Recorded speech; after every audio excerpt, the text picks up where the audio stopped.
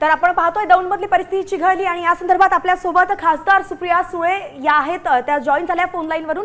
सुप्रियाजी, हा जो आपण पाहतोय तणाव निर्माण झालाय, दोन गटांमध्ये तणाव निर्माण झालाय, जाणीवपूर्वक हे सगळं केलं जातंय, तुम्ही याला कुणाला जबाबदार धरताय?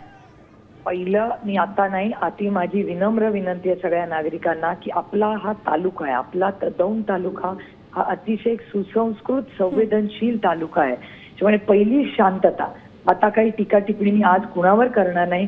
माझी पोलिसांना हात जोडून विनंती आहे की मार्ग काढा, सगळ्यांचा मान सन्मान करा आणि ह्याच्यातून मार्ग काढायची गरज आहे।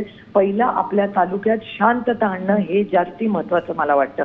त्यामुळे आज मी पोलीस यंत्रणा का फेल झाली, 4 दिवस माहिती होतं तरी का हा प्रश्न सोडवला नाही पोलिसांनी, ह्याच्यावर मी आता बोलू इच्छित नाही। आता मला मतदारसंघ म्हणजे माझं कुटुंब आहे, माझं कुटुंब आता अडचणीत आहे, तिथे शांतता आणणं ही आपल्या सगळ्यांची नैतिक जबाबदारी आहे। आणि मी हात जोडून मनपूर्वक सगळ्या मीडियाचे आभार मानते की प्रत्येक चॅनल जे शांततेचा मार्ग काढतोय किंवा विनंती करतोय त्याबद्दल तुमच्या सगळ्यांचे मनापासून खूप खूप आभार।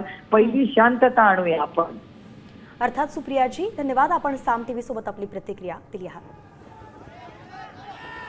तर आपण पाहतोय शांततेचं आवाहन खासदार सुप्रिया सुळेंनी केलंय, त्यांचा मतदारसंघ हा येतो आणि त्यामध्येच त्यांनी सगळ्यात पहिले आज कुणावरती टीका टिप्पणी करणार नाही, कुणाला जबाबदार धरणार नाही, तर फक्त जनतेनं शांतता राखावी असं आवाहन सामच्या माध्यमातून सुप्रिया सुळेंनी केलंय।